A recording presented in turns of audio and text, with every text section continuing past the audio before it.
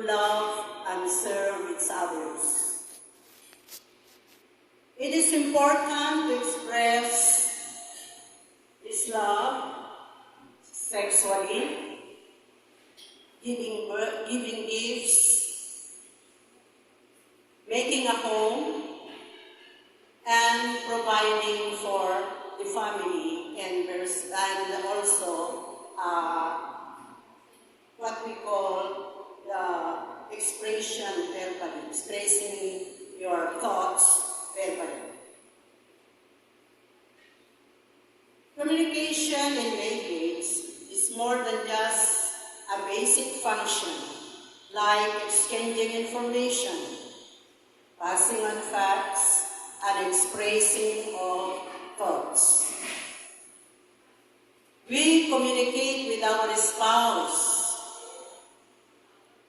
to love and serve him or her. Communication is one concrete expression of love between husband and wife. Now for the next topics, I give the mic to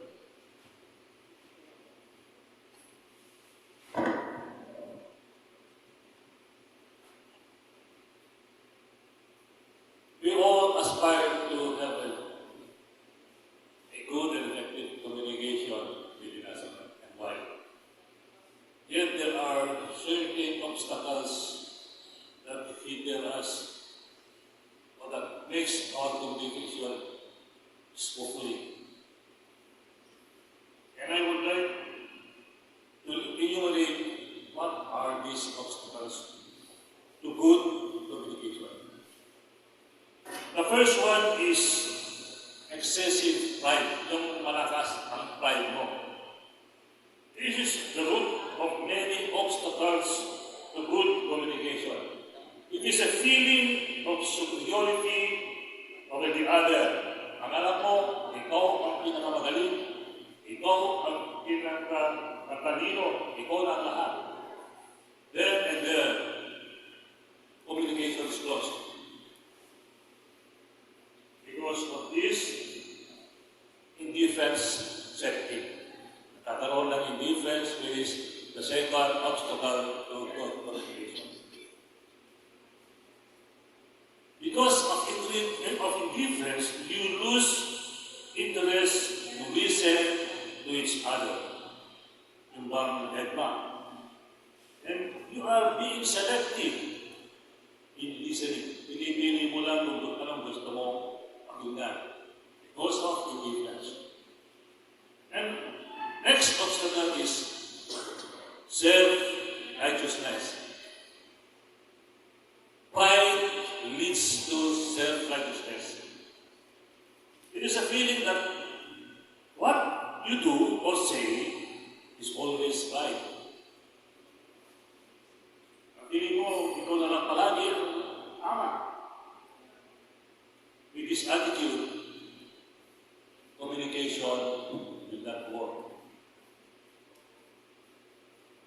Parado na. Para bang nagplan na. Pero ngayong kwento, ang mag-asawa,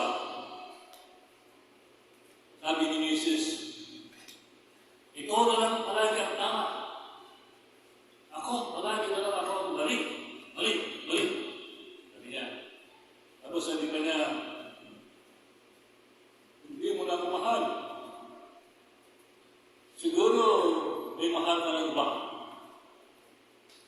Sabi niya, dyan ka nagkakamali. Sabi niya, wala kita mo, mali na naman ako.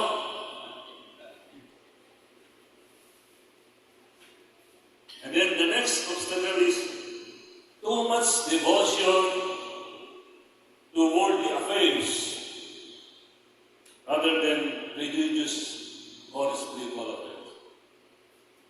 Nakatutok sa negosyo o sa trabaho because gusto niya magpayaman hanggang nababawasan na yung oras niya na magipag-usap o magipag-communicate sa asawa.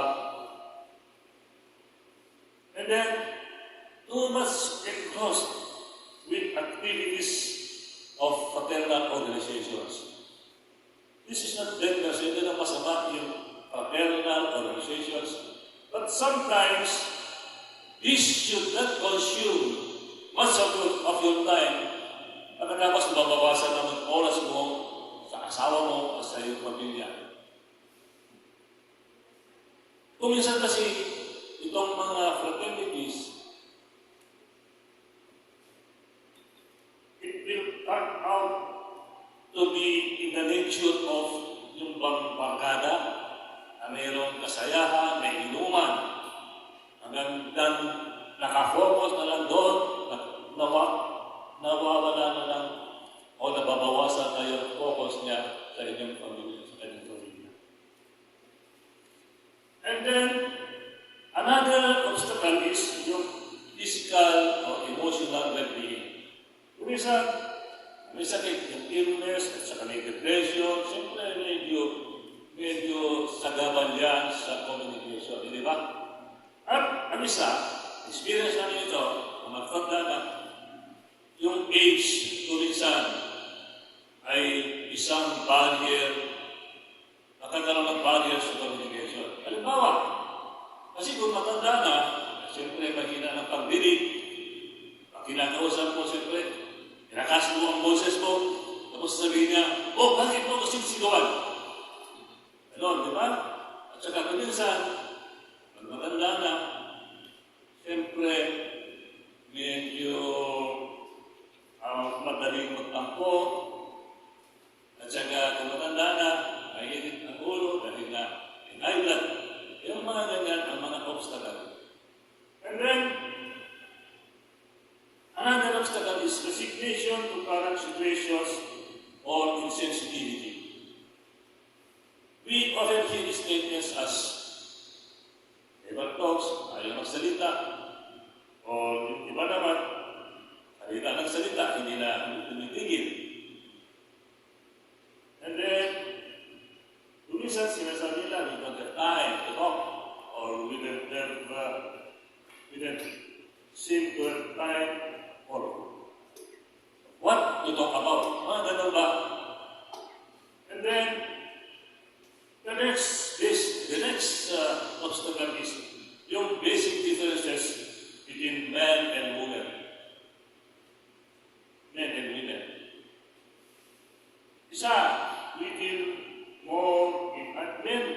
more on ideas and concepts, and women deal more on personal feelings and reactions. And then next, men tend to see the whole picture. They can live with the problem, while the woman wants the problem dealt with immediately. Yan ang mga obstacles for good communication. Now, how can we overcome these obstacles? What are the attributes or the attitudes that we must possess to enable us to overcome the obstacles that I mentioned earlier? The first one starts with the letter C, commitment. Why commitment? What has commitment to do with communication? Commitment dispels indifference, which is a major cause of communication gap. Without commitment, the enthusiasm and interest to discuss important matters between husband and wife dissipates. Remember, my dear brothers and sisters, that your marriage started with a commitment. Recall that moment, this day, when you walk before God and man, that you are going to love each other, for better or for worse, for richer or for poorer, till death do you part.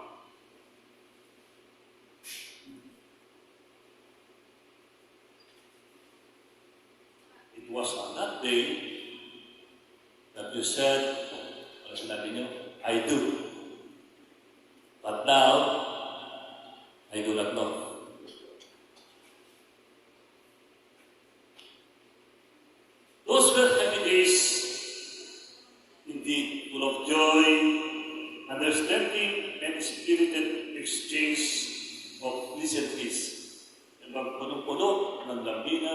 pagmamahalan. But as time went on, the vibrancy of your marriage or your marital bliss has dwindled. There are disagreements and misunderstandings. It's a common in any marital relationship. It is in this critical stage that you need to relive that blissful moments of your early life or early married life and rekindle your commitment, a renewed commitment that will obliterate indifference and other marital woes, but create an atmosphere conducive to intimate, healthy, truthful, and open and discreet communication between you as husband and wife. The effect of commitment and effective communication is reciprocal. Commitment awakens the need for effective communication, and effective communication restores the waning ardor of your commitment for each other. Moreover, in handling marital disagreements, one must commit to be part of the solution and not to be the problem himself or herself by setting an example of clarity, decency, and fairness. The next attribute for good and effective communication starts with the letter H. Humility. Pagpapakumbaba. If your perception of yourself is that you are right and better than your spouse, and that your spouse is always wrong, communication will not work. Humility simply involves acknowledging your mistakes. Kung nagkamali ka, nagkamali ako. And asking for help, especially to God. Ask for divine guidance. And be open to criticism. Huwag kang balat sibuyas. However, criticism must be made in a subtle way, hindi yung rude or karapat. And also, humility is asking for forgiveness. Kung nagkamali ka, you ask for forgiveness. Kung minsan kasi because of pride, hindi natin masasabi yung simple salita, I'm sorry. I'm sorry. And then, don't hesitate to ask for clarification if need be. Diba, meron kang tatanungin, gusto nag-clarify. You ask. Tinabalik sa tawagin kanilang asma. Managing asma. Next, if you ask for forgiveness, you must be also ready to forgive. It is very painful indeed if the one who hurts you is the one you love very much. But if in case he asks for forgiveness, he or she asks for forgiveness, be ready to forgive. To restore that communication line between you as husband and wife. And next, do not be boastful or domineering. Yung bang sabihin mo, boss dito,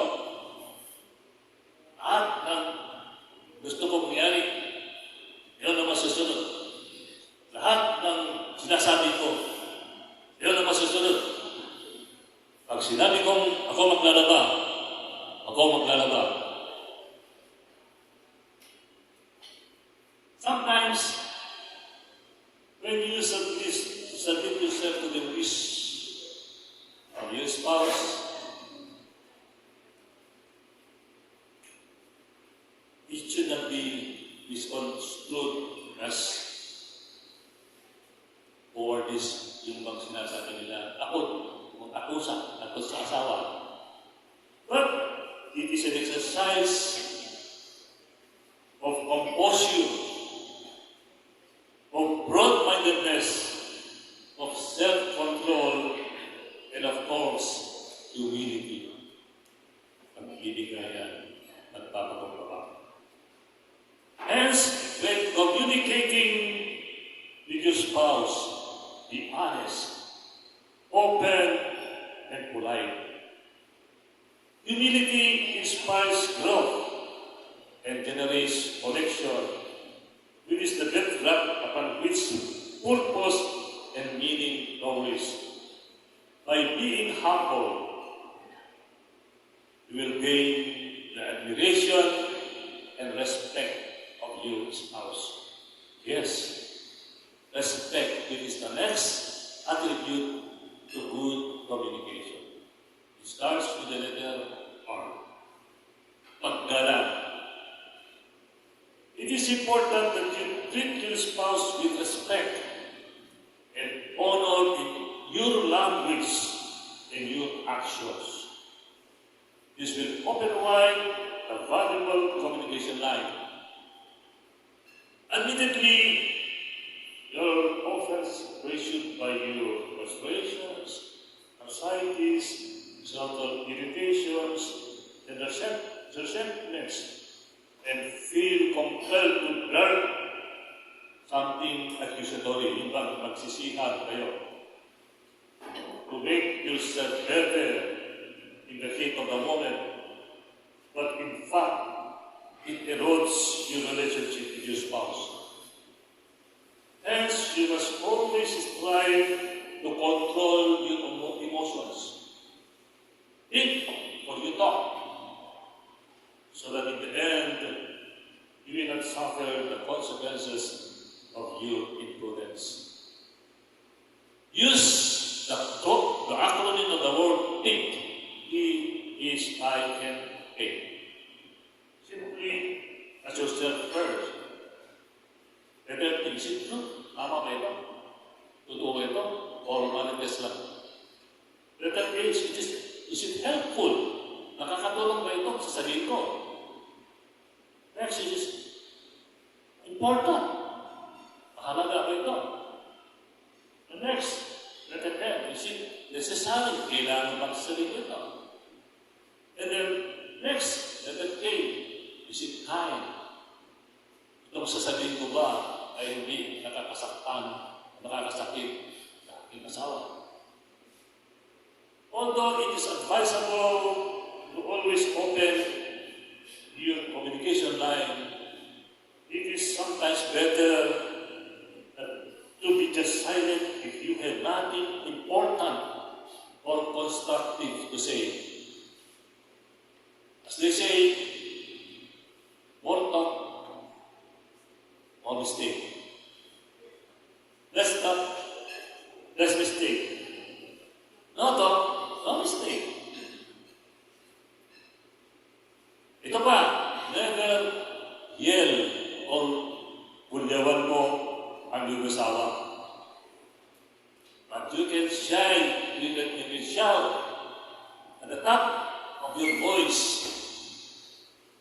If only to remind the whole world that you love your husband or your wife.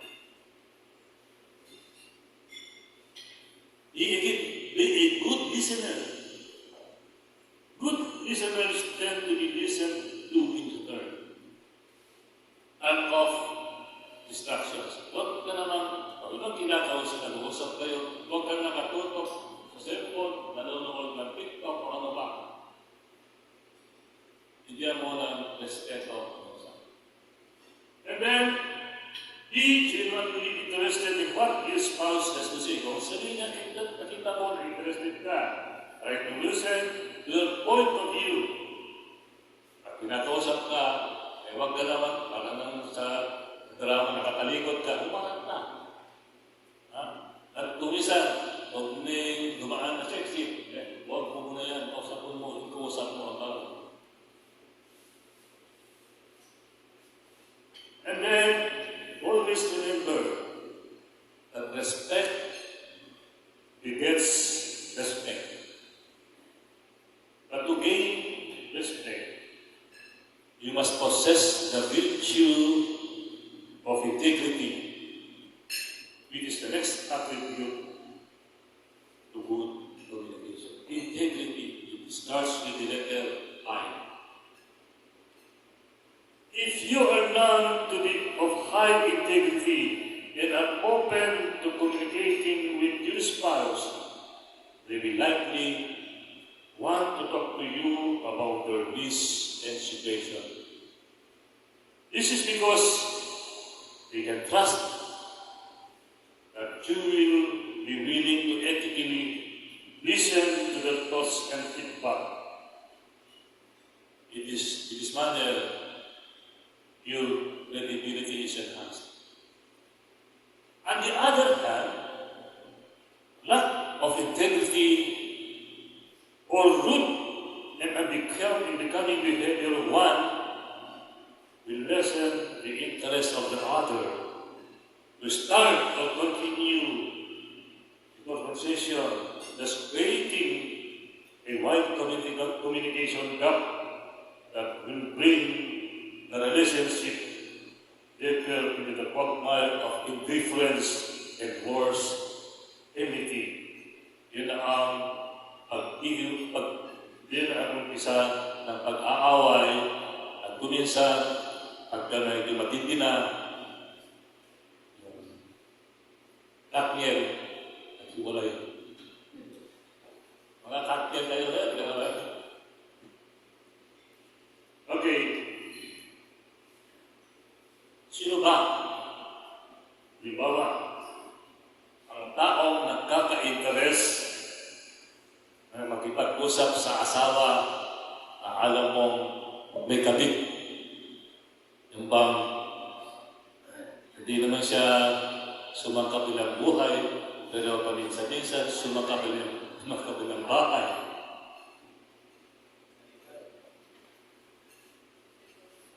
A successful marriage requires falling in love many, many times, always with the same person. Again, sino ba ang taong magkaka-interest na makipag-usap sa asawang palaging gashin? Yung pagkasing na kasi, madanda, makulit, di ba? At English pa. Manonosplit ka lang. Sino ba ang taong magkaka-interest na makipag-usap sa taong ipaalaala sa iyo yung kasalanan mo noong panahon ng kopong-kopong? Yung sinasabi nilang nagger. That's only recycling your garbage.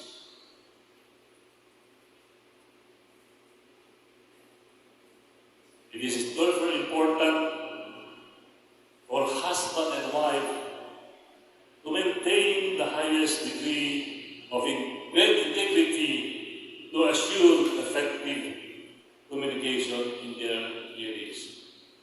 Huwag yung, sabi nga nila, ABS-CBN, yung lalaki, anak, babae sila. Yung babae naman, CBN, esposa, bunangera at nagger. So, you have to maintain integrity. And then the next is sharing. It starts with the letter S. Sabi nga sa Ephesians chapter 4, verse 15,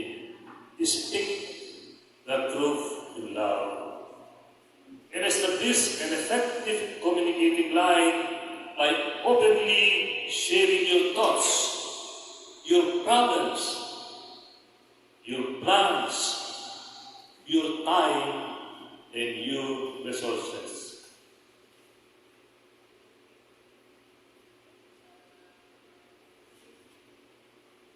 Share your thoughts with your spouse. Discuss both failures and successes. Discuss your plans and your vision for the family. Talk about your priorities. Ano ba ang mauna? Bakit? Anong bibili natin? Mauna? Bahay ba? Or kotse? Yun, ano yun? Pag-usapan ninyo. Openly discuss about your financial status. Meron ba tayong pag-price dyan? O kaya, sa mga lalaki naman, pag nakasweldo, o pagka tumitang negosyo, intriga mo ang pera kay Isis, yan tresorero eh. Tresorero. At walang COVID, walang confidential fund. And then, next, share your problem. Huwag mo suluhin ang problema. Kung may problema, pag-usapan yung mag-asawa.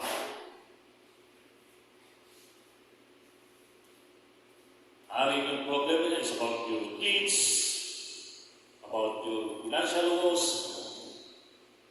and most probably, your spouse may be able to suggest a solution to your problem. Both must be attentive, supportive, and understanding while dealing with a problem. However, in case of disagreements, issue adequate reconciliation with happen soon. Yung mag-reconcile ka agad. But kung at times, kung medyo matindi ang disagreement, wait for things to go off. Baka mamaya, tira ka ng tira, paglalong lumalala ang problem. And then,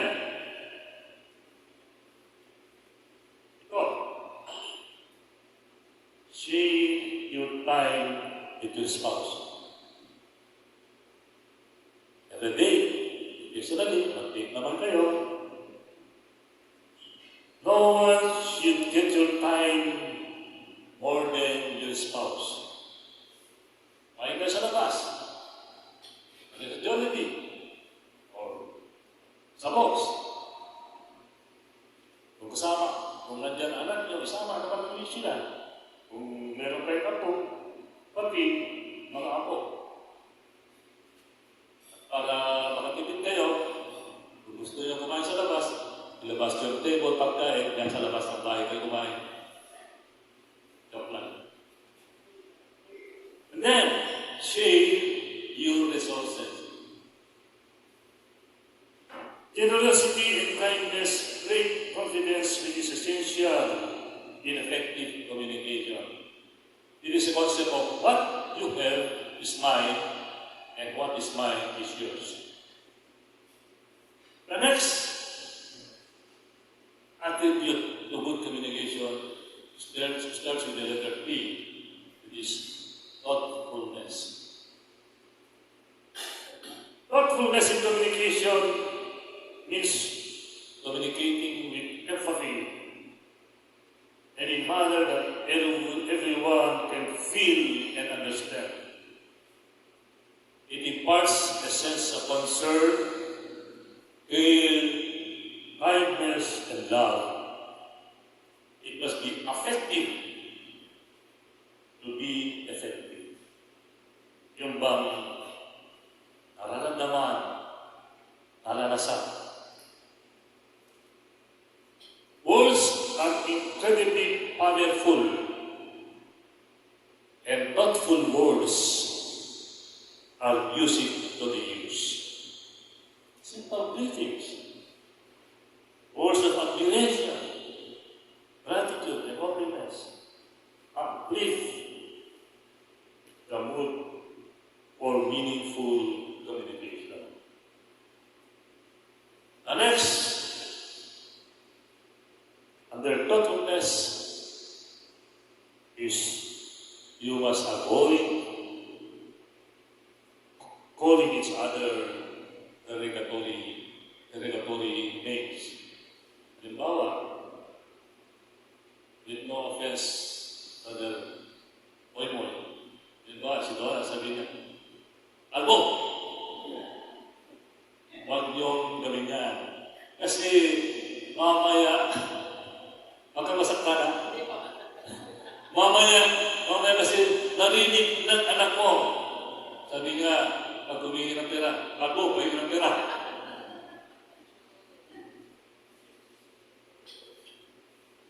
And then,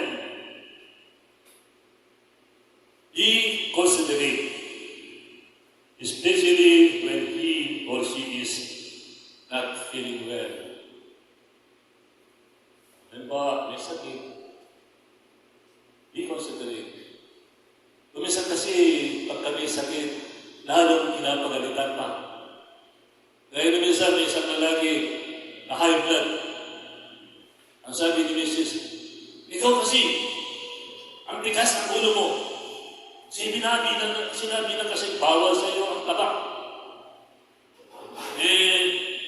Noong fellowship natin, dinanatan mo yung lechon. Tapos nagisubo ka pag-nok ka doon. So, yung mga simpleng gano'n, iwasan natin yun. There are two forms of communication. Verbal and non-verbal communication. And non-verbal communication can either be pleasing or harmful as verbal communication.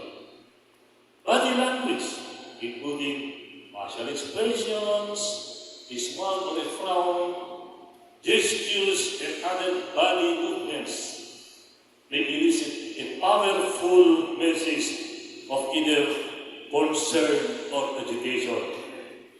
It involves one, physical touch, showing and receiving love through affirmative touching that will lighten your marital bond.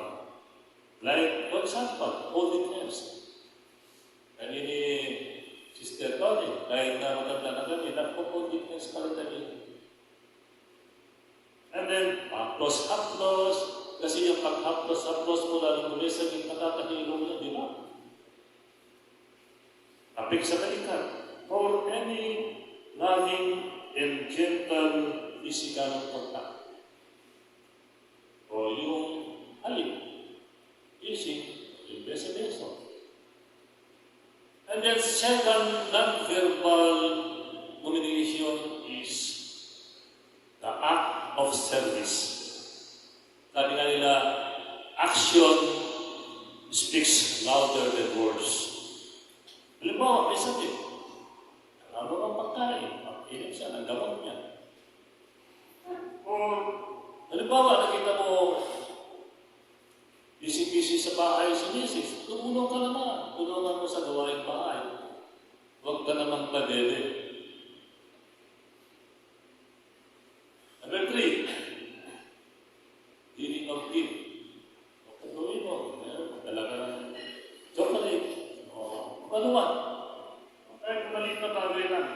A gift, no matter how small, it means a lot if given with a big heart. And then the next attribute starts with the letter U, understanding. Understanding is a vital element in good communication. Although most often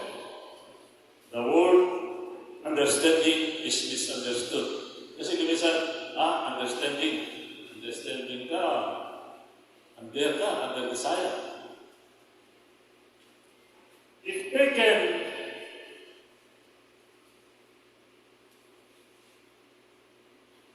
in its proper context, understanding is a positive virtue. Take note that the word understanding starts with the letter U, kayo. It is you who can understand your spouse well more than anybody else. It is you who can understand your spouse, his idiosyncrasies, his likes and dislikes, his behavior, his strengths and weaknesses. It is you, when you alone, who can adjust and attune your compatibility with this other to make marital communication possible. A couple may rarely disagree because they understand each other. And when they understand each other, they are going to love each other with utmost sincerity and faithfulness. Hindi naman siguro mahirap tandaan ito, di ba? Just remember, the letter C is R-I-S-T, and you put them together, remember Christ. Strive to practice the above-mentioned virtues founded on Christ in you, and continue to be more understanding up to the right pitch of senility, and more barriers to good communication will come out by magnificently. And always remember that good and effective communication in marriage is between you, an understanding husband, and you, an understanding wife, with Christ in the middle. Now for our concluding exhortations.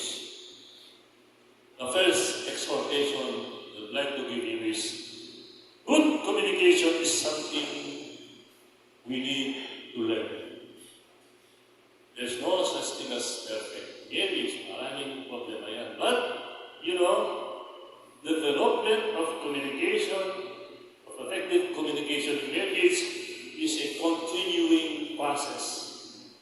As time goes by, you will come to realize the shortcomings that you have committed that need to be corrected. Sometimes, a little conversation may be laced with a thing for humor. Minsan-minsan, tawanan, hindi naman palaging seryoso. But never build an nonsensical or nonsensible, irrelevant, or inane issues that will only spoil the enlightening mood of your conversation. Not ang pabara-bara. Discuss only matters of mutual interest in you. Yung parehas kayong interesado. Kahit yung pag-usapan, nagsambagay na yung isa, hindi naman interesado. And then, number two, exhortation. Look more at the positive side of your spouse. Bearing in mind that communication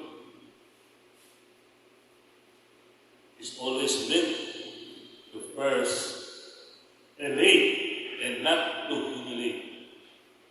Number two, unite and not divide. Number three, conciliate and not aggravate. Number four, encourage and not discourage. Number five, impress and not to suppress. And number six, harmonize and not to demonize.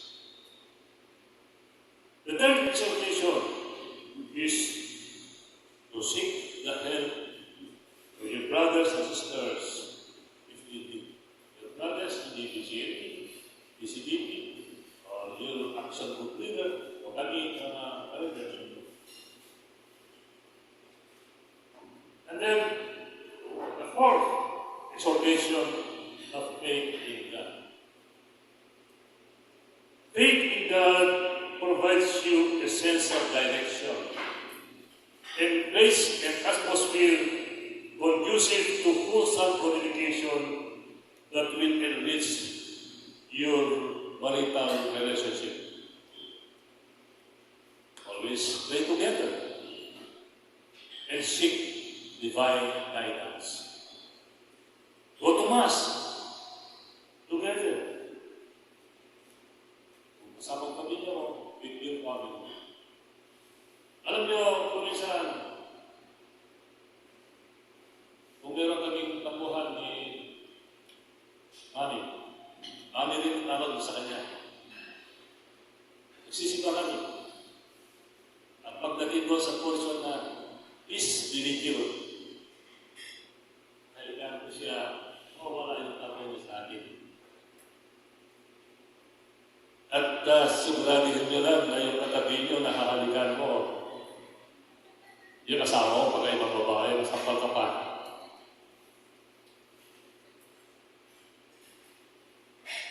And then the next exhortation, remember the power of the Holy Spirit is at work in your marriage.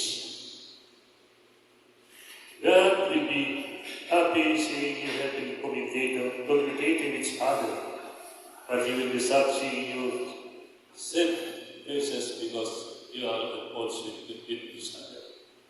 Malungkot si Lord kung makikita niya na nag-aaway kayo.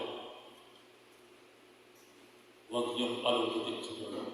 Ay sayahin niyo siya. I admonish you therefore, my brothers and sisters, to practice the virtues that embody the fruits of the Spirit in all your communicating undertakings and interactions. The virtues of patience, of kindness, of goodness, faithfulness, gentleness, and self-control. To summarize, effective communication is vital in marriage as it enhances understanding, builds trust, resolves conflict, improves intimacy, and it strengthens commitment. It requires both partners to be willing to listen, share their thoughts and feelings honestly, and be open to feedback. It is the foundation of a healthy and happy marriage. By communicating regularly and effectively, couples can build a strong emotional connection, increase satisfaction, prevent misunderstandings, encourage growth, fosters teamwork, and create a positive atmosphere in the home. Finally,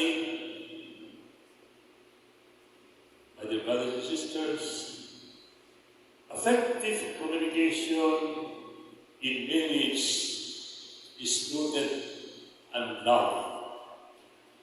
Because the heart, which is the symbol of love, also speaks. And it is best manifested when a husband and wife experience inexplicable joy in loving and in being loved when in the act of communicating with his partner.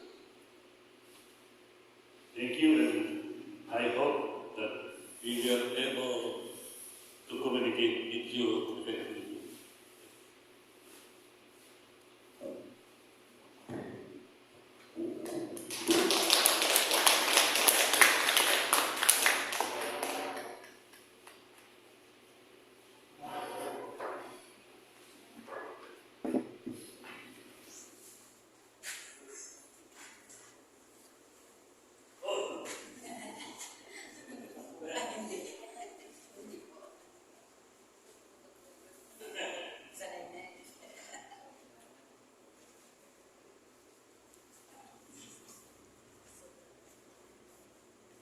Kal.